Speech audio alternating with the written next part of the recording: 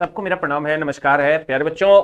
आगे के cut off पर हम लोग आज चर्चा करने वाले हैं और एग्जाम कब तक हो सकता है एनटीपीसी ग्रुप डी का, इस पर हम लोग आज चर्चा करने वाले हैं। प्यारे बच्चों, आपके मन में ये सवाल चल रहा होगा कि हमारा जो एग्जाम है, हमारी जो परीक्षाएं हैं वो सर अब कब तक होंगी, एनटीपीसी ग्रुप डी की जो परीक्षाएं हैं वो कब तक होंगी, आगे के कट ऑफ पर कैसे कैसे इफेक्ट पड़ने वाला है, जो तत्काल की परिस्थिति अभी है या इससे पहले जो परिस्थितियां गुजरी है उसके अनुसार।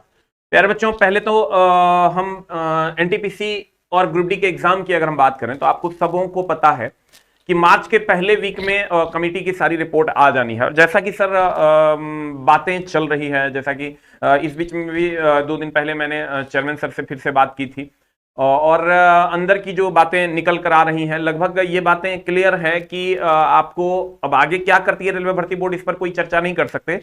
लेकिन आगे का जो आपका एग्जाम है वो मार्च के सेकेंड वीक के बाद, फर्स्ट वीक में ये चीजें क्लियर होंगी, सेकेंड वीक के बाद कभी भी हो सकती है। अर्थात होली के बाद का जो सप्ताह होगा उसमें आपका एनटीपीसी के एग्जाम होने की संभावना प्रबल दिख रही है, वो हो सकती है। और ग्रुप डी उसी हिसाब से अगर थर्ड वीक में आपका मार्च के थर्ड वीक में, फर्स्ट वीक में तो ये कमेटी सारी बातें करेंगी, सेकेंड वीक के बाद आपका उतना तक का कम से कम टाइम दिया जाएगा कि आप अपना एडमिट कार्ड वगैरह वगैरह कर लें, और उसके बाद थर्ड वीक में या थर्ड वीक के बाद कभी भी आपका एग्जाम हो सकता है।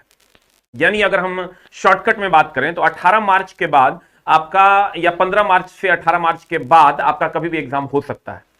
प्यारे बच्चों, रेलवे भर्ती बोर्ड को भी ये पता है, आरआरबी को पता है, रेलवे मिनिस्टर को ये पता है कि बच्चे अब इसलिए बर्दाश्त किए हुए हैं क्योंकि हमने उनको कहा है कि 4 मार्च तक कमेटी रिपोर्ट देगी। तो उनको, उनके ऊपर भी बहुत सारा प्रेशर है। पीएमओ ने खुद से मीटिंग की थी, पीएमओ ने इस पर सारी बातें की। तो ऑब्वियस सी बात है कि प्रधानमंत्री की तरफ से अगर किसी मंत्री पर कोई बात कही जाती है मंत्री जी को, तो उनको ये बातें सुननी होती है और वो जल्द से जल्द इसको अप्लाई करने की कोशिश करते हैं। तो प्यारे विद्यार्थियों, हमको ऐसा लगता है कि मार्च लास्ट में आपका एग्जाम होने की प्रबल संभावना है एनटीपीसी की, और ग्रुप डी को आप वही मार्च के लास्ट और अप्रैल के फर्स्ट में रख सकते हैं। क्योंकि जो एनएससीआईटी है या टीसीएस है, आप अगर एनएससीआईटी की बात करो, अभी तो आपका एनटीपीसी टीसीएस ही लेगी, लेकिन ग्रुप डी आपके यहाँ एनएससीआईटी लेगी। तो टीसीएस की अगर हम बात करें तो लगभग 81,000 के आसपास उसकी कैपेसिटी है। तो आपका एग्जाम एक सप्ताह के अंदर एनटीपीसी का हो जाना है। एक सप्ताह में एनटीपीसी का एग्जाम लगभग कंप्लीट करवा दिया जाएगा और उसके बाद आपका फिर ग्रुप डी का एग्जाम होगा।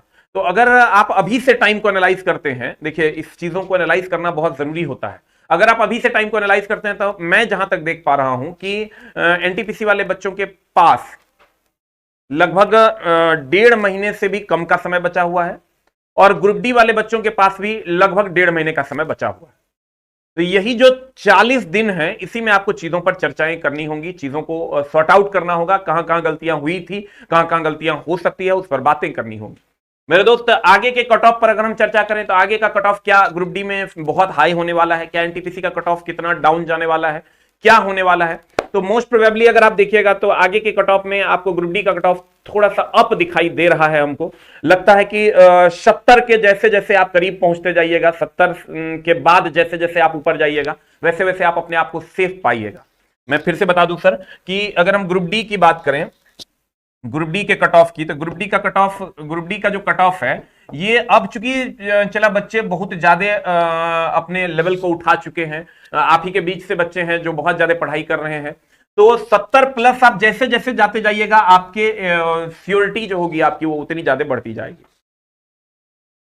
एनटीपीसी में अगर हम बात करें तो इसका भी कट ऑफ, अगर अब आप में ये यहां पर दो बातें होती है कि क्या सर ये पहले जो एग्जाम होकर जो पहले पीटी में रिजल्ट होता था वैसा होगा या लेवल वाइज ही रिजल्ट कंटिन्यू होगा। तो बहुत ज्यादा संभावना है कि आपका रिजल्ट लेवल वाइज ही कंटिन्यू, लेकिन पहले वाले जैसा भी हो सकता है। लेकिन दोनों कंडीशन में कट ऑफ सेम ही लगभग डाउन जाएगा। तो आप अगर कट ऑफ की बात करोगे तो जितना कट ऑफ अभी गया है उससे आप 5 नंबर डाउन जाने की सोच सकते हो, 5 से 7 नंबर के आसपास कट ऑफ डाउन जा सकता है अप्रॉक्स। तो प्यारे बच्चों, ऐसा भी नहीं है कि यहां कट ऑफ अब अगर 3 लाख बच्चे और बढ़ जाते हैं, 3.5 लाख बच्चे और बढ़ जाते हैं तो बहुत ज्यादा down 50 number, 20 number, 30 number down चला जाए। ये 5 से 7 नंबर जाते जाते बच्चे लगभग हो जाएंगे। किसी किसी बोर्ड में हो सकता है 10 नंबर भी डाउन जाना पड़े, 12 नंबर भी डाउन जाना पड़े, लेकिन इससे ज्यादा डाउन नहीं जाना पड़ेगा। तो प्यारे बच्चों अब देखिए कि जब हम बिग बूस्टर पे टेस्ट होता है, यहां ऑफलाइन में हजारों बच्चे टेस्ट मार रहे हैं हमारे यहां, तो वहां जब हम चीजों को देखते हैं तो हम वहां ये पाते हैं कि मात्र 10% बच्चे ही ऐसे होते हैं जो 70 प्लस का स्कोर कर पा रहे हैं।